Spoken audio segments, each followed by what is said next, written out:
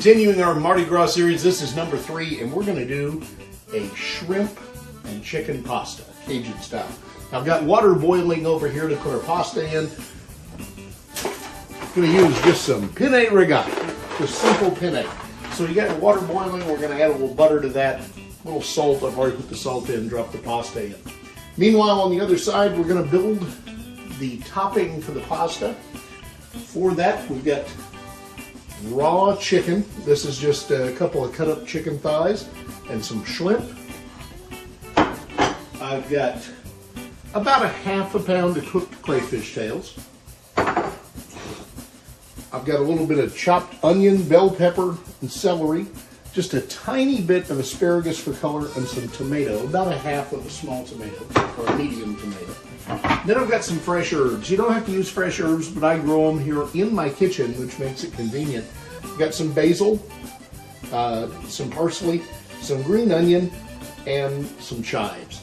I didn't have a whole lot of chives growing, so we're going to substitute some green onion to make up for the difference. And then we've got what's going to make the sauce. Let me drop this pasta in real quick.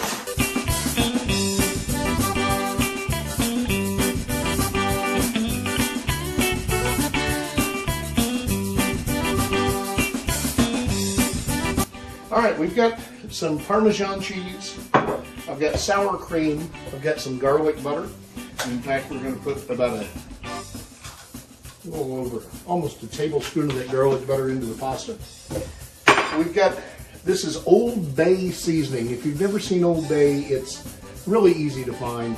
Man, I love the way this smells. And it's great in Cajun food, and especially with fish, shrimp, crab, that kind of stuff. I've got my Tony Chachere's Cajun seasoning. I've got salt and pepper, red cayenne pepper, white pepper, paprika, some Creole mustard, and last but not least, this is called gumbo filet. Now, if you're going to make gumbo, you need some filet, and you can find it at most grocery stores that have a decent spice section. You don't have to have this for the dish, but it does make it pop. All right, while our pasta cooks, and that penne boiling is going to take about 10 minutes. Let's get started over here. Okay, so in our saucepan, what I'm going to do is I'm going to put a little butter in the bottom to get this started. You need, the better part of a tablespoon. And just let that start to cook down. I've got the pan heating up on medium-high right now.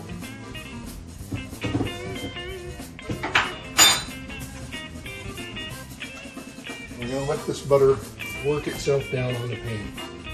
Once you've got your butter worked down pretty well into the pan, we're going to go ahead and add first our herbs, which I've chopped up here, as you can see.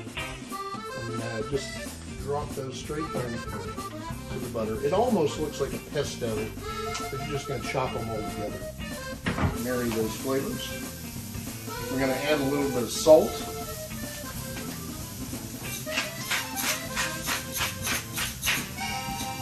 Pepper, sour cream, and if you've got any whey building up on the top of your sour cream, just let that fall in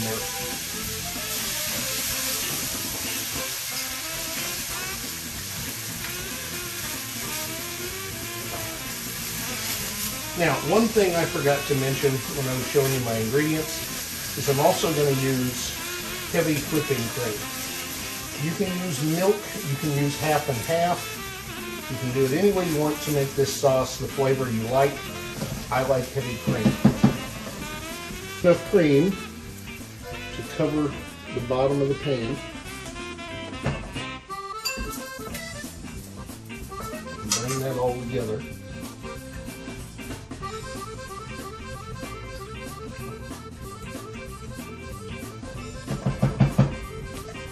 We're going to go ahead and add a little Cajun seasoning to that. White pepper.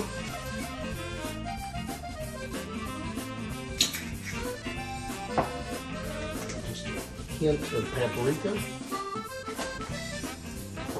Creole mustard.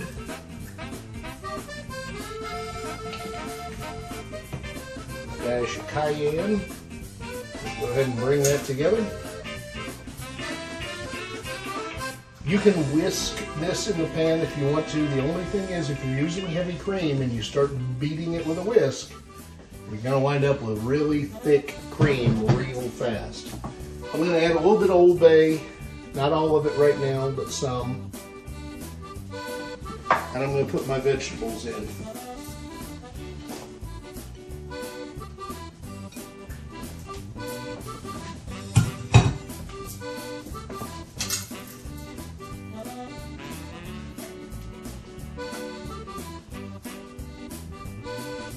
Now I'm going to let the vegetables cook for a little bit and cook down, kind of extract a little bit of the color and the flavors, and then we'll add the meats.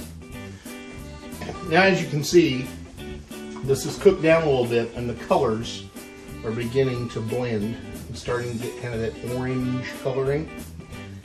So what I recommend is when it gets to this point and your vegetables are starting to break down, is you taste the sauce. This one's a little too salty, so to fix that, we're going to add a little more sour cream.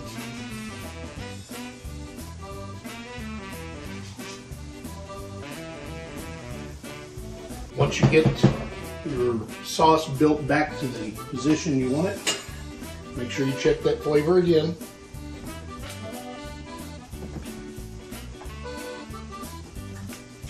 It's got about the right flavor now. I'm going to add just a little bit of Louisiana hot sauce just to give it that vinegar flavor. In the meantime, my pasta is pretty well done.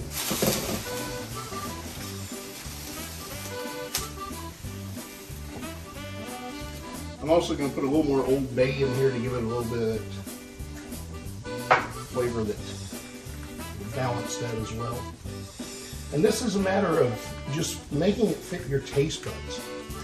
If you prefer it spicy, if you prefer it sweeter, whatever your preference, you just have to balance that till you get the right flavor before you put your fish in.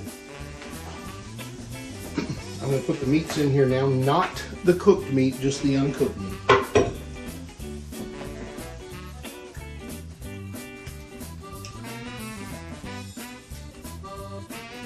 I'll let that sit and cook for a bit. Okay, so you can see as that sauce reduces and the fish and the chicken cooks, you get this really pretty orange color going on. So what I'm going to do now is I'm going to add a little bit of the gumbo filet, and I'm going to put my crayfish in there, and then we're ready to add it to the pasta. So a little filet and the crayfish and a little bit of Parmesan cheese. Mix it all together. Now we're going to add the pasta to the dish.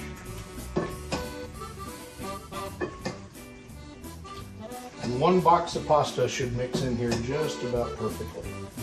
So turn your heat off and just fold this together.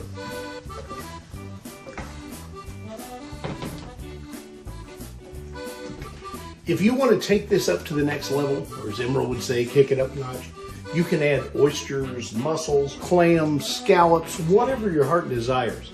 Because this is one of those dishes that you just can't add too much fish. You can go crazy. It's dinner time. I'm going to make myself a plate. Thank you so much for joining me again.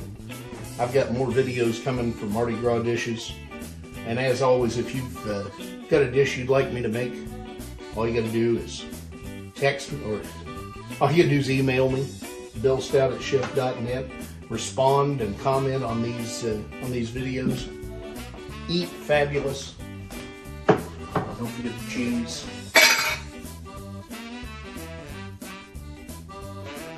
Whatever you do, don't forget to like, share, and subscribe. And I'll see you real soon.